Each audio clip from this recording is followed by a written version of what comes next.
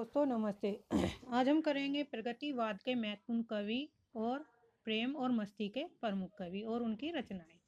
तो स्टार्ट करते हैं। पहले हैं केदारनाथ सिंह अग्रवाल। इनकी प्रमुख रचनाएं हैं।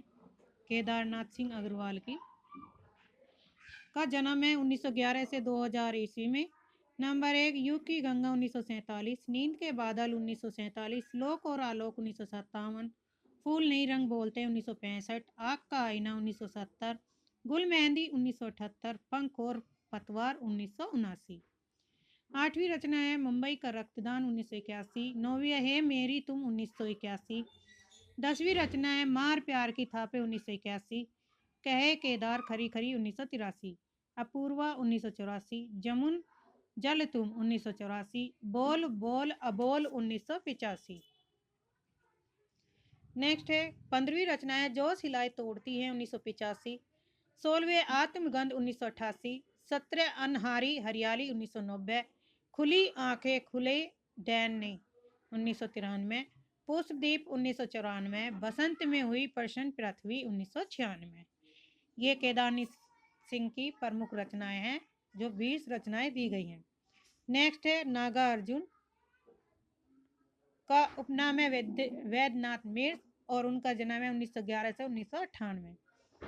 इनकी पहली रचना है युग धारा 1953, दूसरी सतरंगे पंखों वाली 1959, प्यासी पथराई आंखें 1962, फोर्थ है बसमांकुर 1971, पांचवी है तालाब की मछलियां, वेरी इंपॉर्टेंट है पांचों पंक्तियां। छठी है खिचड़ी विप्लव देखा हमने 1980, सातवीं 1900 तुमने कहा था 1980, आठवीं हजार हजार बाहों वाली 1981, नौवीं है पुरानी जूतियों का कोरस 1983, 10वीं है इस गुब्बारे की छाया में 1989। 11वीं रचना है आखिर ऐसा क्या कह दिया मैंने, 12वीं है भूमिजा, 13वीं है रत्न गर्भ, इंपोर्टेंट है। नेक्स्ट कवि है शिव मंगल सिंह सुमन। समय है इनका 1915 से 2002। पहली रचना है हिलोल, दूसरी है जीवन के गान, तीसरी है युग के मोल 1945, फोर्थ है प्रलय सृजन 1950, पांचवी है विश्वास बदलता ही गया, छठी है विंध्य हिमालयन 1960, सातवीं है मिट्टी की बारात 1972, वाणी की व्यथा 1980, पर आंखें नहीं भरी, 10वीं है हम पक्षी उन्मुक्त गगन के। ये किसकी रचना है? सब शिव मंगल सिंह सुमन की। 11वीं रचना है एशिया जाग उठा, 12वीं है जल रहे दीप, 13वीं है जलती है जवानी। तो 13 रचनाएं हैं ये शिव मंगल सिंह सुमन की है। नेक्स्ट कवि है त्रिलोचन, इनका उपनाम है वासुदेव सिंह। समय है 1917 से 2007। पहली रचना है धरती 1945, गुलाब और बुलबुल 1956, दिंगत 1957, ताप के ताए हुए दिन 1980, शब्द 1980।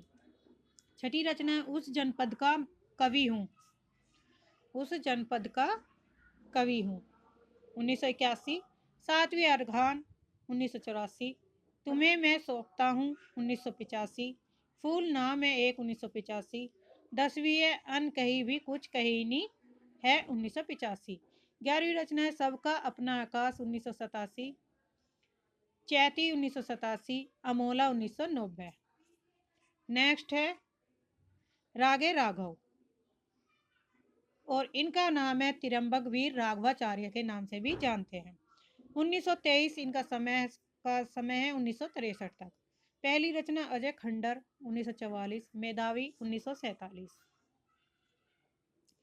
तीसरी है पांचाली 1955। ये तीन रचनाएं हैं रागे राघव की, पांचाली, मेधावी और अजय खंडर।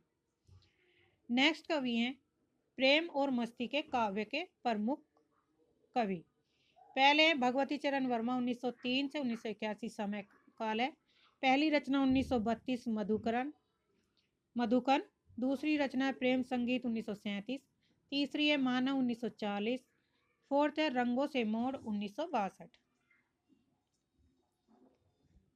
पांचवी है एक दिन, छठा है सविन्य और एक नाराज कविता 1984 में। हृदय नारायण हृदय 1905 इनका समय काल है और इनके स्फुट गीत हैं।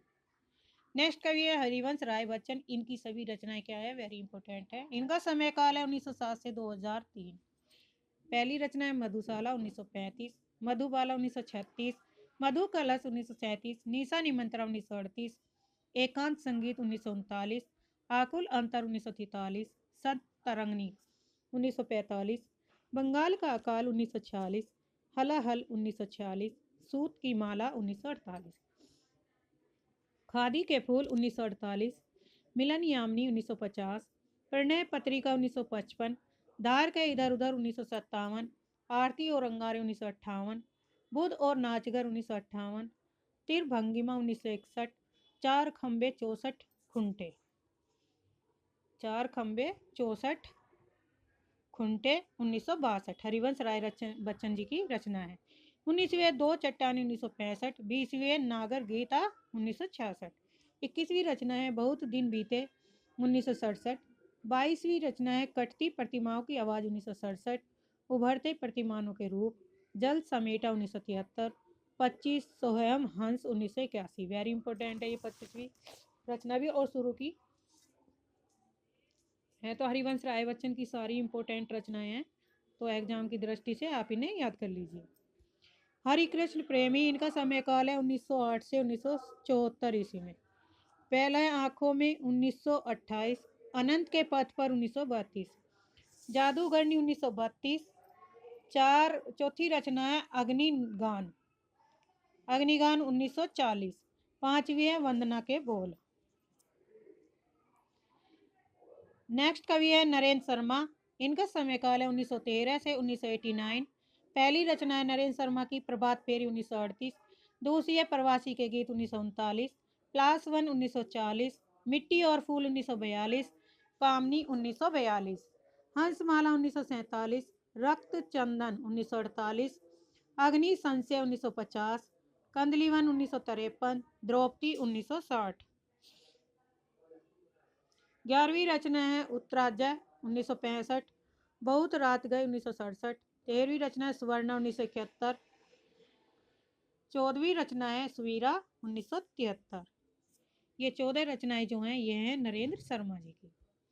नेक्स्ट है रामेश्वर शुक्ल अचल। इनका समय काल है 1915 से 1995।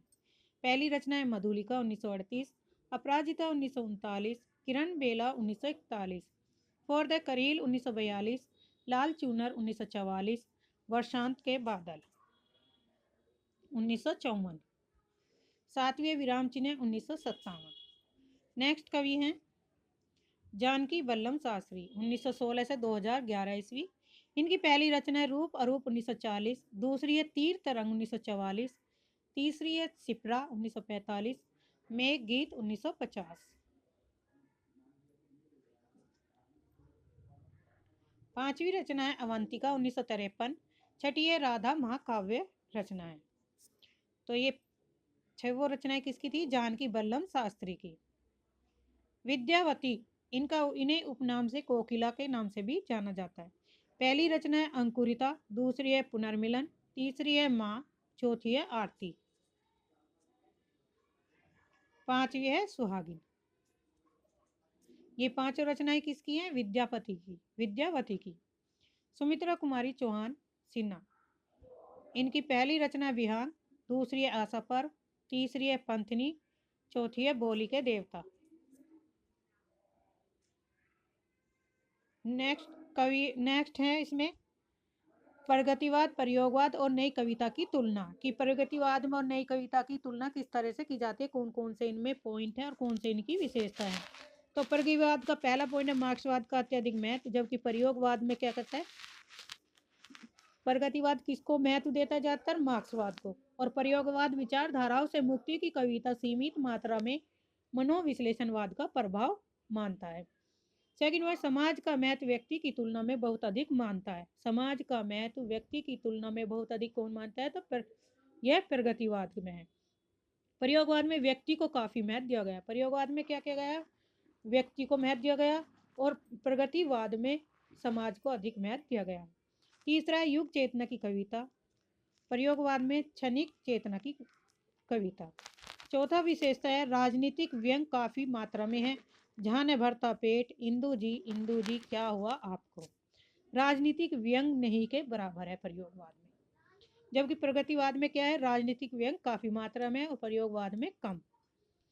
पांचवा है, यथार्थ के आर्थिक पक्ष का सबसे अधिक बल, कई दिनों तक चुल्ला रोया चक्की रही घास। इसमें यथार्थ के मनोवैज्ञानिक पक्ष पर सबसे अधिक बल दिया गया है। प्रयोगवाद में यथार्थ पर अत्यधिक बल दिया गया, जबकि मार्क्सवाद के आर्थिक पक्ष पर सबसे अधिक बल दिया गया है। अब है नई कविता से संबंधित। नई कविता में विचारधाराओं से मुक्ति का भाव भी प्रबल है और भोगा हुआ यथार्थ जो वो भोग चुका है उसके अतिरिक्त अस्तित्ववाद और मार्क्सवाद मनोविश्लेषणवाद का भी इसमें पर्याप्त प्रभाव मिलता है। यानी कि जो नई कविता है उसमें प्रयोगवाद, प्रगतिवाद और मार्क्सवाद तीनों का प्रभाव देखने को मिलता है, मनोविश्लेषणवाद का भी। दूसरी विशेषता है इसकी एक धारा पर व्यक्तिवाद का प्रभाव है, जो आगे दूसरी धारा पर समाजवाद का प्रभाव भी साफ दिखता है। ये मुक्तिबोध के अकॉर्डिंग है। क्षणवादी व युगवादी चेतना दोनों विद्यमान है। यहाँ पुनः राजनीतिक विषय वस्तु कविता में शामिल होती है।